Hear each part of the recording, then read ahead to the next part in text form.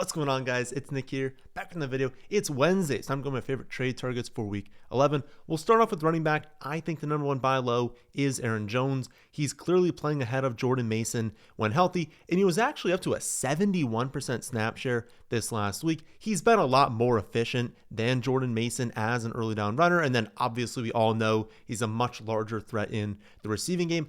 I think the biggest factor, though, as to why Aaron Jones is a great buy is the schedule. Vikings have the fourth best playoff straight to schedule for running backs. They close the season against the Commanders, the Cowboys, the Giants, the Lions.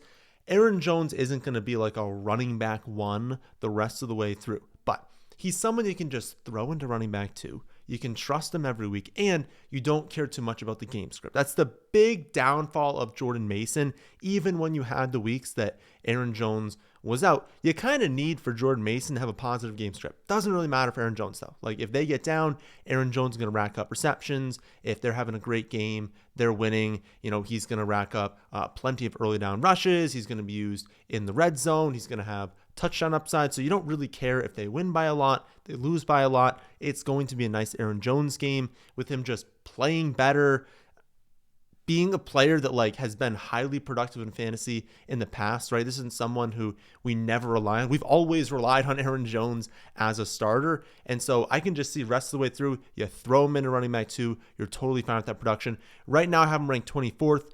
You could easily move 20 to 24. That general range is, very interchangeable. I just view him as an every week running back two, someone that also probably isn't that difficult to go after. If you're looking for more so a running back one, I would trade for Derrick Henry. So if you want a one, it's Henry. You want a two, it's Aaron Jones. Derrick Henry honestly should have had a much better game last week. It just so happened that Justice Hill got the goal line rush. That is not something to worry about long term.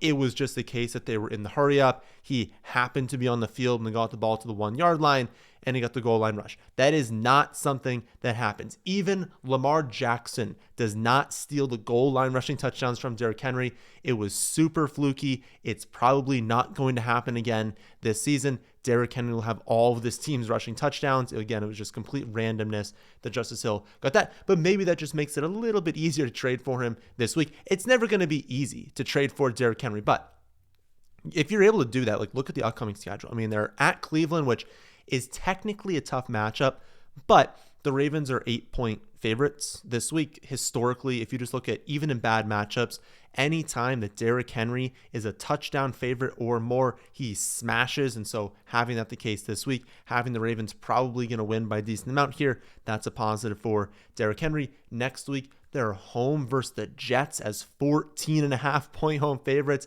That's a great spot. Then they're home versus the Bengals. That's an eruption spot. Home versus the Steelers is 8.5-point favorites right now. Then at the Bengals. Final two are tough, right? We talked about this last week. Home versus New England, at the Packers.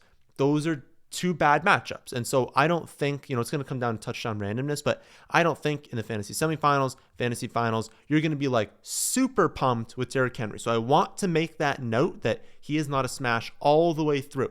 But he's such a good play in all of the matchups leading up to the semifinals, including that first week of the playoffs, that he's going to be a big reason teams are able to make it to the playoffs. And then he'll also really help in that first matchup of the fantasy playoffs. So especially for teams that aren't locked in, right? If you are 9-1 and you're almost guaranteed a first round bye, Derrick Henry is not someone I would trade for because you don't need someone to get you into the finals or into the playoffs, and you might not even have to play in that first round.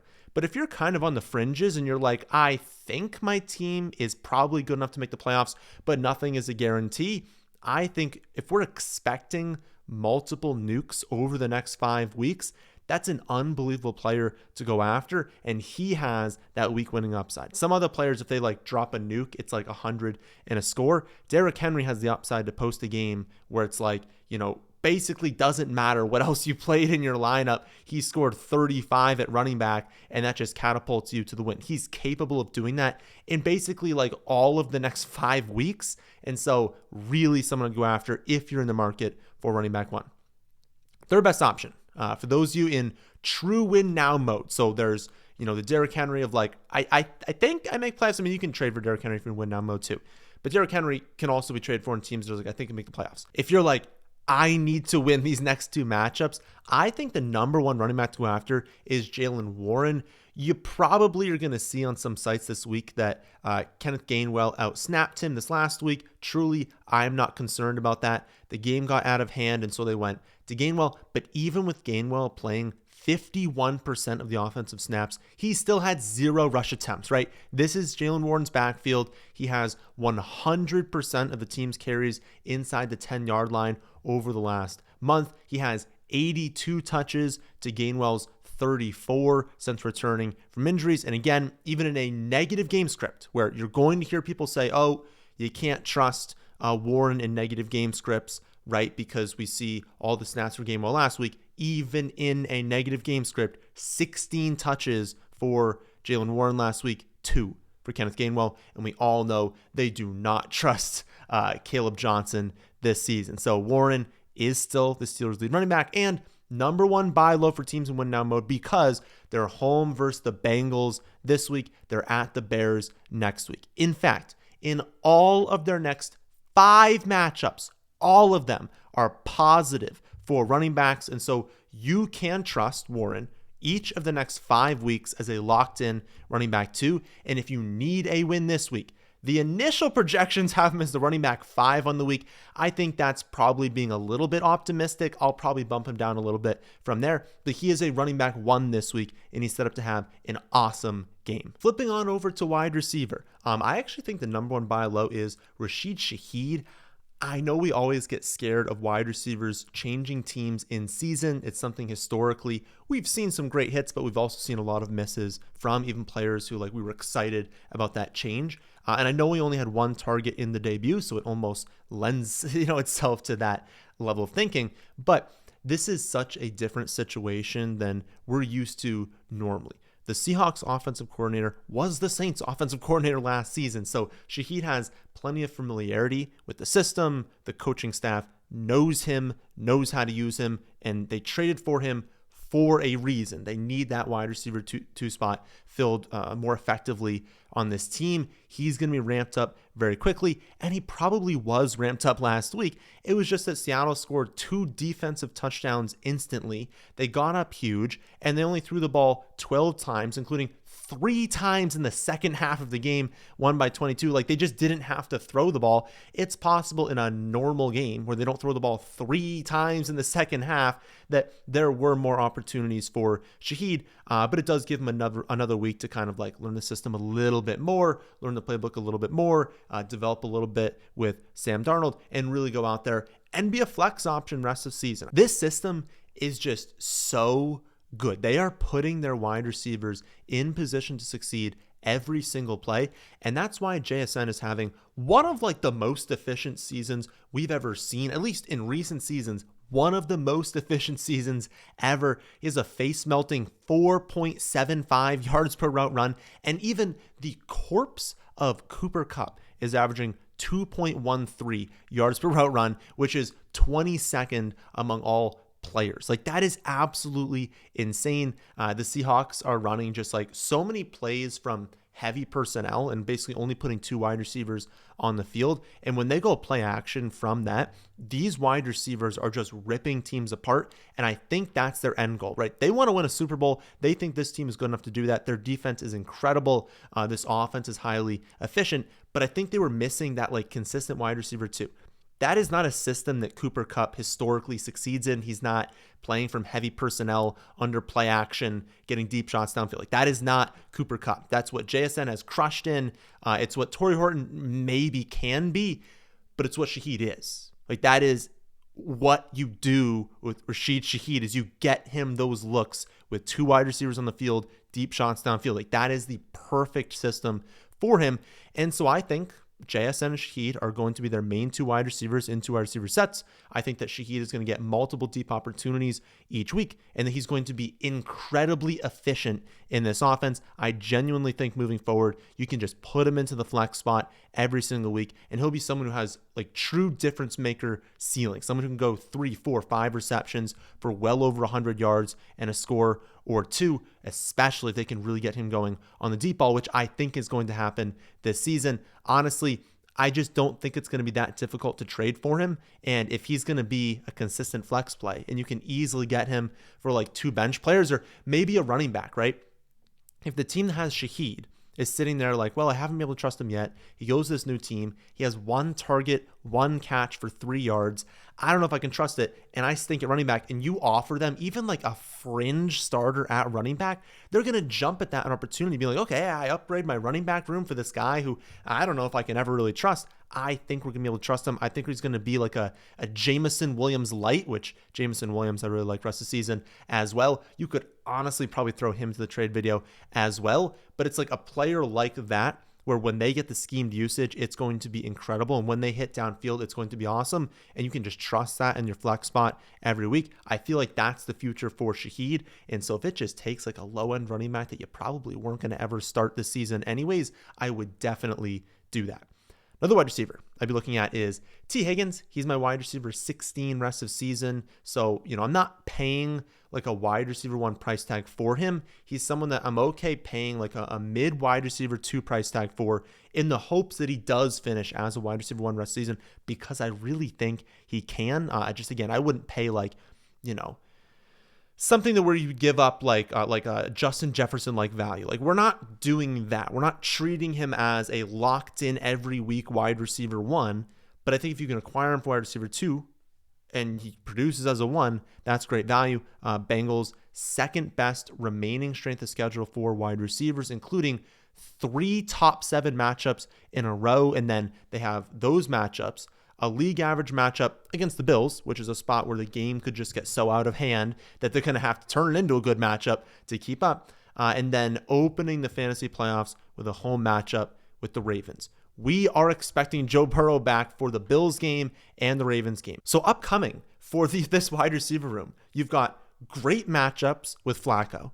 Then they switch on over to Bills and Ravens with Burrow back. I mean, my goodness, the upside for this wide receiver room rest of season is absolutely insane. He is always live to crush our dreams with an injury in the first play of the game. That is what T. Higgins loves to do, right? He loves to go out there, one play, calf injury on the sideline, not playing anymore, right? It's incredibly frustrating. I know that. But you know who else knows that? The person that has T. Higgins. Everyone watching this video has been burned by him at some point. We all have that underlying fear. So I honestly don't think it's going to be crazy difficult to trade for him. And I would not be shocked if he was like a top 7 wide receiver rest of season. Again, Flacco has been feeding him and Chase. And now you've got incredible matchups in these final games with Flacco. Then you've got unbelievable game environments. I mean, think about this game that they're going to have against Baltimore in the first week of the fantasy playoffs. Like truly, think about the upside of that game. You've got 2 terrible defenses, 2 what'll be healthy, amazingly elite offenses, and games that both teams know that is going to determine who wins the division. Maybe Pittsburgh pulls it off, but I feel like Pittsburgh's going to fall off later in the season. It's going to be one of Baltimore or the Bengals. And the Bengals honestly have 3 easy wins in a row to end the season. So that game, it could be the difference in the division if we can get Cincy kind of like staying afloat basically. But since he's 3-6, that means they're only 1 game back of Baltimore right now. So if they can stay afloat for when Burrow comes back in those Bills, Ravens, and then the easy wins to close the season, we could see them have 4 or 5 wins in a row to kind of end the season. Like I know some people are a little bit scared that, can't trade for Bengals players because to end the season, they're going to be out of the playoffs. That means that they're not going to be trying anymore. I really think it's going to be close enough. And because one of those games is who they'll have to beat at the end, I really, really think that they're still going to be in it come the fantasy playoffs. And if that happens, these guys are going to absolutely crush. So you really want to be trading for them if you can. Another wide receiver I'd trade for is Jaylin Noel. So I wanted to include someone this week for those of you in like really deep leagues, because I know how hard it can be trading for someone in like a 16-team league, right? You hear me talk about Derrick Henry, T. Higgins, and you're like, that's great, Nick. I don't exactly have the firepower to acquire those guys in a 16-team league when I also have injuries. So this is someone for those of you in deeper leagues who just want some sort of upside to where it's like you're really only trading bench players, but you're trying to acquire one that has a lot of upside. Or honestly, just a player to talk about for those of you, even in like 10 or 12 team leagues, as a name just to kind of like keep in mind, to where like if you see him start to play well, start to get more snaps, start to, be talked about around the community, know this is a player that I actually do think has a lot of fantasy upside rest of the season. But again, you're not like trading for him in an 8-team league, so you don't have to worry about that. But Noel is their incredibly athletic 3rd-round rookie wide receiver for the Texans. For most of the season, he's had a pretty minor role. He had those 2 games when Christian Kirk was out that he played really well. But when Christian Kirk has been healthy, when Xavier Hutchinson's been healthy, they've just been giving these guys way too many snaps. Even Braxton Berrios at times has gotten snaps. That's mostly left Noel off people's radar. You don't really hear about him being talked around the industry. Here's my thing with him. Like, he is 2nd on this team for wide receivers in yards to run. He is 2nd in deep targets, despite being 5th in total targets. So when he's getting looks, they are coming deep downfield, and we love deep slot looks for fantasy. He leads the team in first downs per route run, which is a highly predictive metric. In other words, he's been playing great whenever they've let him play. Like, whenever they've actually put him on the field and let him run routes, he's been awesome. He's just kind of been buried on the depth chart. But last week, both Kirk and Hutchinson had their lowest snap shares of the season. We actually had Noel see a role in a week that Christian Kirk was healthy, which is something that just had not been happening recently. It feels like to me that Noel is finally earning snaps over Kirk since he's been out playing him. And obviously, like, that makes sense too rest of the season because he's their slot wide receiver of the future. It's not like the Texans are tanking, but if you have 2 players and one of them's the guy you want to develop long term and one of them is probably not going to be on the team in the future, and the guy that you want to develop long term is also playing better, wouldn't you lean on them the rest of the season? So he's not going to be a wide receiver 1 in fantasy. Even in like an 8 or 10 team league, he's probably not even going to be a wide receiver 2. But, and I'm saying like even in his like top end outcome. But I do think that if Noel can earn that role over Christian Kirk rest of season, that there's a chance we even start him in like the flex spot, or definitely 2nd flex spot, 3rd wide receiver spot of even a 12-team league. And again, he'll be free. He'll be on free agency for all of you in those formats. And then in deeper formats where he's not on free agency, I do think he's a player you can trade for fairly easily, and one that I think can like provide multiples on that trade value, because I really think the upside is there. He does seem like he's going to be a hit as a talent. He's a great wide receiver. And if he can finally play over Christian Kirk, there's upside here in fantasy. All right. That'll do it for this one because my voice is about to give out. I'll be back tomorrow to go over every single game, talk about all the players I'd be starting and sitting in week 11. Make sure you're subscribed on the YouTube channel or on Spotify so you don't miss out on that one. That'll do it for this one, though, and thank you all for watching.